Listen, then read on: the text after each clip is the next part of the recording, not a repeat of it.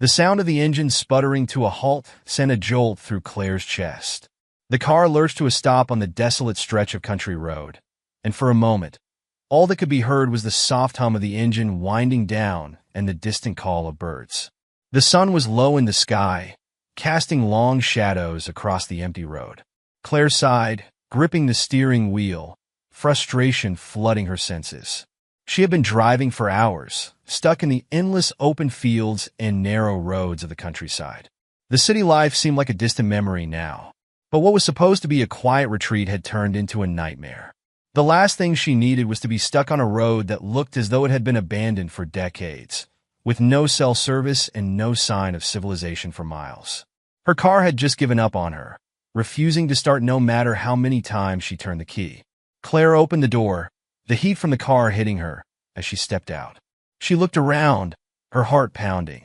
It was starting to get late, and she had no idea how long it would take to get someone to help. Her eyes darted across the landscape, hoping to see something, a house, a farm, anything, but there was nothing for miles except fields stretching out in every direction. Then she spotted it, a small barn in the distance, barely visible through the tall grass. She felt a flicker of hope. Maybe someone there could help her. She started walking towards the barn, her mind racing with possibilities. Was it a farm? Would the owner be kind enough to help a stranger stranded on the side of the road? She quickened her pace, her feet kicking up dust as she made her way toward the barn. The sky had begun to turn an ominous shade of gray, and the weight of the silence pressed in on her. She couldn't shake the feeling that something wasn't quite right. The place felt off like an old forgotten world stuck in time. She hesitated for a moment before pushing open the weathered door of the barn. Inside, the barn was dark, musty, and filled with the smell of hay and old wood. The faint sound of rustling echoed around her as her eyes adjusted to the dim light. Claire stepped further into the barn, trying to shake the unease that had settled in her chest. She had expected to find a farmer or someone working, but the place seemed deserted. Yet, the barn looked well kept, too well kept for a place that seemed so remote. Her eyes scanned the interior, but there was no sign of life. She stepped back toward the entrance, ready to turn around and look for another option, when a voice echoed from the far corner of the barn. Well, what have we got here?" Claire froze, her heart racing. She turned toward the voice, spotting a tall, broad-shouldered man standing near a stack of hay bales, his arms crossed over his chest. He was dressed in a worn plaid shirt and faded jeans, his boots covered in dust from working in the fields. I'm sorry to bother you," Claire stammered, trying to mask the nervousness creeping into her voice. "My car broke down on the road outside. I was hoping you might be able to help me." The man didn't respond right away. Instead, he stepped forward slowly, his eyes narrowing as he examined her.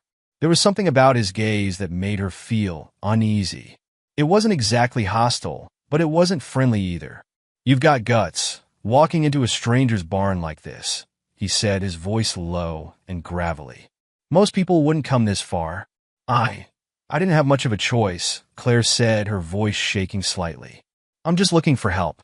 My car won't start, and I can't get a signal to call anyone." The man seemed to soften a little, but the tension in his stance didn't completely dissipate. "You're lucky you found me. The nearest town's an hour's drive in the other direction. Looks like your car's a goner, then." Claire nodded, relief and anxiety warring in her chest. "I don't know what to do. I don't even know where I am. It's just me out here, and I don't want to be stranded here alone." The man studied her for a moment longer, and for a second, Claire could have sworn she saw something flicker in his eyes, something unreadable, dangerous even. But then, just as quickly, it was gone. "All right," he said, nodding toward the far side of the barn. "I've got a phone in the house. Come on, let's get you sorted out." Claire followed the man out of the barn, her footsteps hesitant. There was something about this whole situation that didn't sit right with her, but she pushed it aside. He was offering to help, and she was grateful for that. As they made their way to the farmhouse, Claire couldn't help but notice the way the man moved. Quietly, confidently, like someone used to being alone, someone who wasn't afraid of being left in the middle of nowhere. The farmhouse was old, but it was well maintained. The garden was neat, the windows were clean, and there was a sense of care that couldn't be ignored. But the silence of the place felt strange. There were no animals, no sign of any other people. Just the man, his presence dominating the landscape like he was the only one who mattered out here. "Who are you?" Claire asked before she could stop herself. "I mean, I know you're a farmer, but where are your family?" The man's eyes flicked over to her, and for a second, the tension in his jaw tightened. He opened the door to the farmhouse without answering her question, stepping aside to let her in. "Come inside. I'll get the phone," he said, his tone a little more guarded now. Claire stepped inside, cautiously looking around. The interior was rustic but cozy. There was a fire burning in the hearth, and the room was lit by the warm glow of old-fashioned lamps.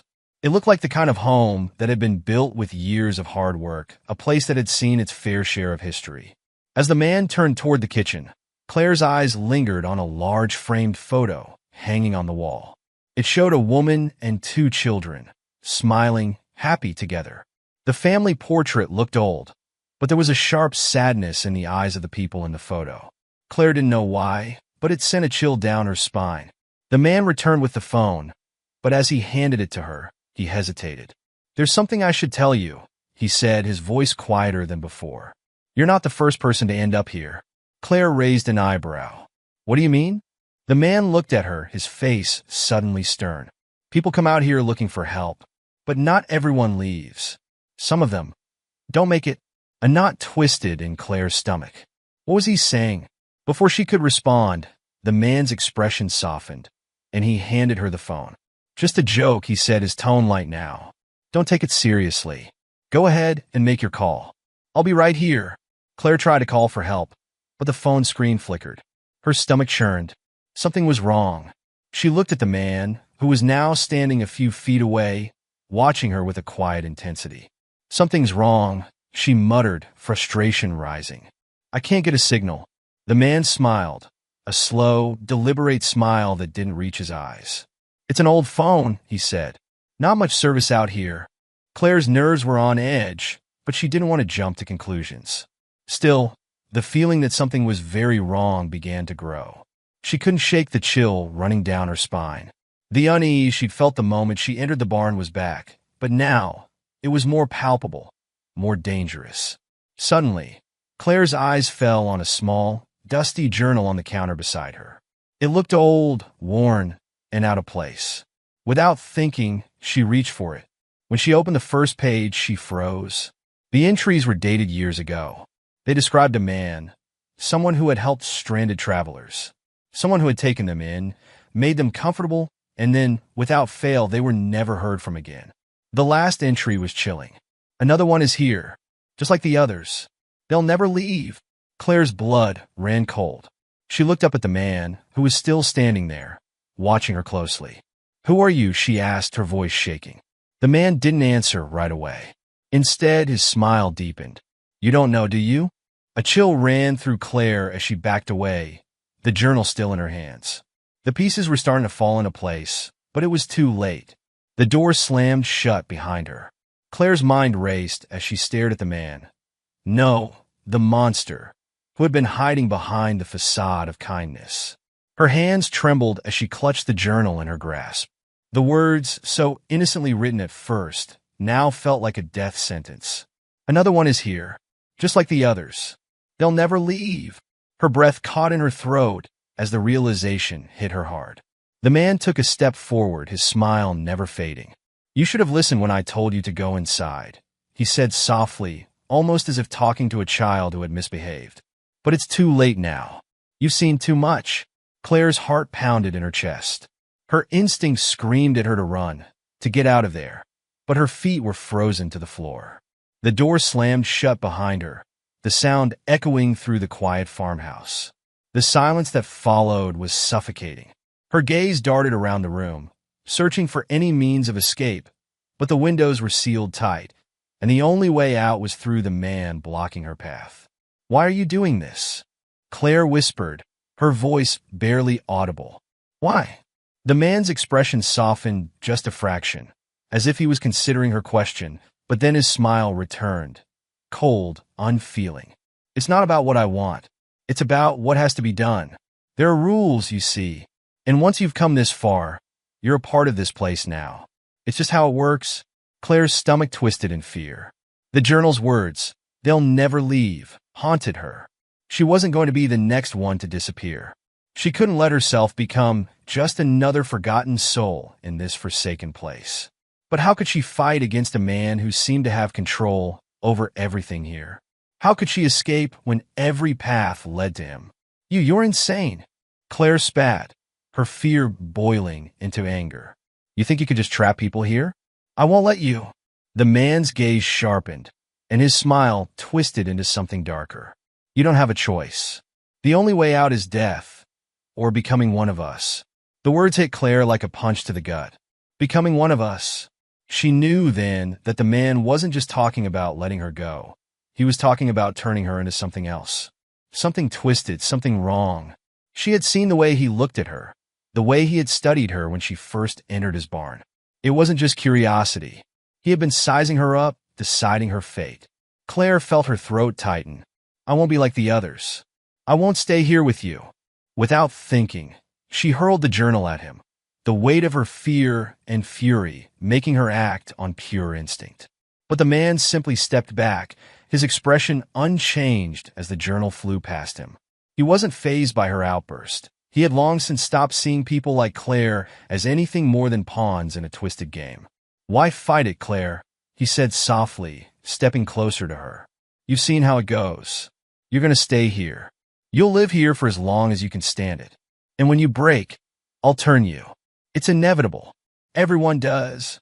Her breath was ragged now, her chest rising and falling in panic. She wanted to scream, to fight, but what could she do against someone who had the power to control this place, this nightmare? Let me go, she begged, her voice cracking with desperation. Please, I don't want to be here. Just let me leave. The man shook his head slowly, his eyes never leaving hers. It's already too late for that. You should have stayed away. But now, you're just like the others, lost in the dark. Suddenly, a flash of movement caught Claire's eye.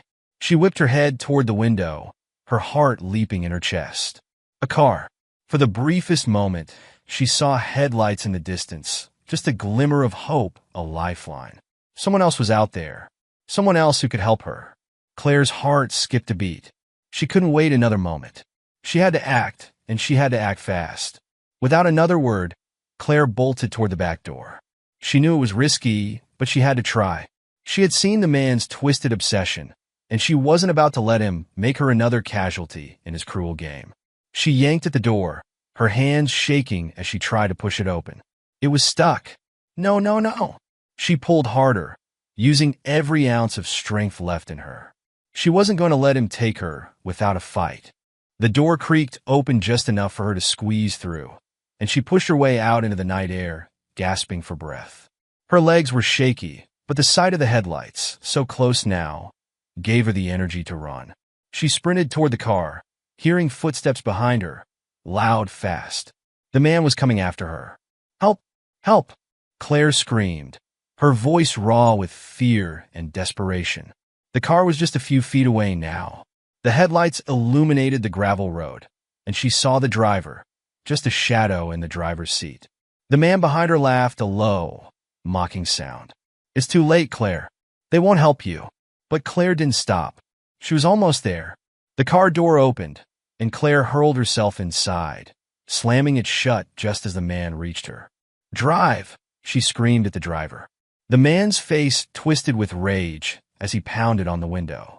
But the driver, a stranger with a look of confusion and concern, didn't hesitate.